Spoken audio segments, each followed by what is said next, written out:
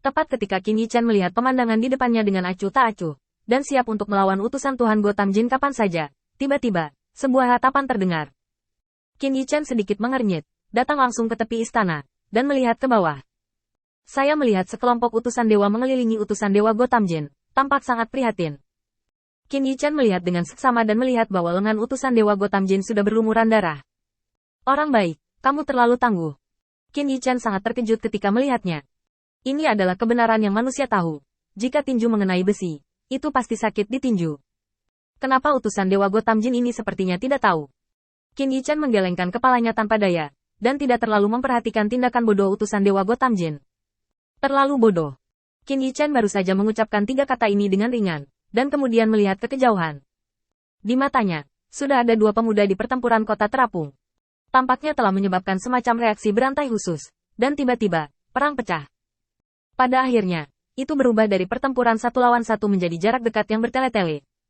Ini semua adalah pemuda-pemuda kuat di Floating Sky City. Semuanya bersemangat. Jika ada yang menolak untuk menerima siapapun, mereka akan bertarung saat bertemu satu sama lain. Setelah pertarungan, selama mereka tidak mati, mereka akan memilah luka mereka sedikit dan berbalik untuk mengundang pertarungan lagi. Enak menjadi muda. Di usia saya tidak memiliki energi yang kuat seperti ini lagi.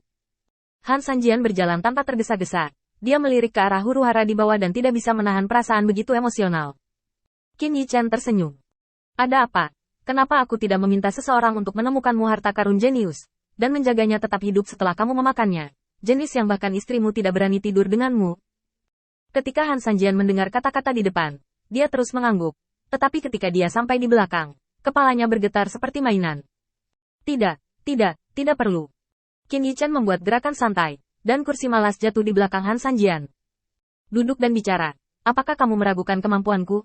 Ini tidak bisa dilakukan. Saya harus membuktikannya kepada Anda. Dengan ekspresi malu di wajah Han Sanjian, dia melirik istana dan mengangguk lagi dan lagi. Kamu memiliki tempat yang bagus dan pemandangan yang bagus. Aku harus mengganggumu setiap hari selama beberapa hari ini. Ini adalah harta Feng Shui.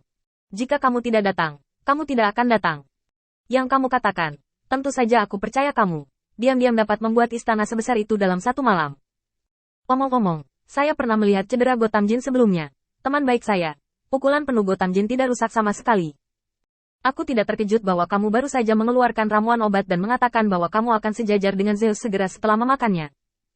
Qin Yichan menuangkan teh dan mendorongnya dengan lembut, dan cangkir teh datang ke Han Sanjian mendengar penjelasannya.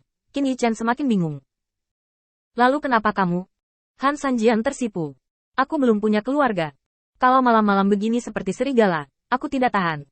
Qin Yichan tertawa, dan masalah itu sepertinya terungkap begitu saja. Han Sanjian menonton dengan senang hati. Perkelahian berikut benar-benar luar biasa. Beberapa anak mudanya dipukuli. Sekarang, ketika mereka kembali, mereka dapat memanfaatkan situasi dan memberi mereka pelajaran yang baik.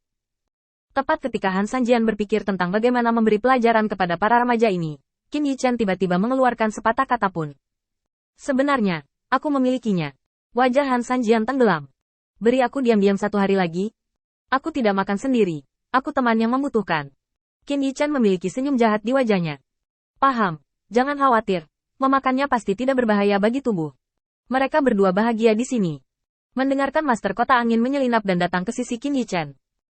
Guangzhou, saya mendengar bahwa utusan ilahi Gotham Jin melaporkan masalah ini ke Mahkamah Agung. Anda harus bersiap sesegera mungkin. Ngomong-ngomong, transaksi kita selesai hari ini, dan sumber daya telah dikirim ke wilayah Bintang Changlan. Selain memberitahu Qin Yichan informasi penting, mendengarkan kalimat kedua Tuan Kota Feng cukup berarti. Dia tahu bahwa dia mengambil banyak keuntungan di tempat Qin Yichan. Jika dia ingin membuat 1 atau 2 saran sekarang, dia harus berhati-hati secara berdampingan. Qin Yichan tidak peduli, karena ini adalah pilihan untuk mendengarkan Tuan Kota Feng. Biarkan dia pergi. Oke. Saya akan mengatur seseorang untuk terhubung ketika saya kembali untuk memastikan itu senyap. Mendengarkan Lord of the Windy City, dia dengan cepat mengangguk dan berterima kasih padanya. Ngomong-ngomong, orang percayamu diam-diam berdiskusi dengan bawahanku tadi malam. Ketika mereka membutuhkannya, kami mengambil kesempatan untuk menyerang di malam hari dan membiarkan mereka beristirahat dengan baik. Qin Yichan mengangguk diam-diam. Ini masih pagi, masih ada lebih banyak drama di siang hari-hari ini. Jika Mahkamah Agung ingin menekan dirinya sendiri, ia tidak hanya harus menargetkan dirinya sendiri, tetapi juga orang-orang yang dibawanya. Yang terpenting adalah kompetisi ini dipusatkan pada para remaja ini. Remaja-remaja ini adalah titik kunci yang benar-benar dapat memutuskan siapa yang menekan siapa. Bagaimanapun, metode Qin Yichan telah disetujui oleh Ye Han Xuang. Jika Anda ingin menekan kuil penguasa cahaya, cara terbaik adalah tidak memulai dengan Qin Yichan, yang dapat menghancurkan setengah dari dunia peri, tetapi memulai dengan pengikutnya. Dari setiap titik lemah, Qin Yichan dan kuil penguasa cahaya dipisahkan. Dengan cara ini, bahkan jika Qin Yichan memiliki kemauan melihat kuil penguasa cahayanya, dia tidak dapat bersaing untuk mendapatkan status Mahkamah Agung. Itulah rencana dan tujuan mereka.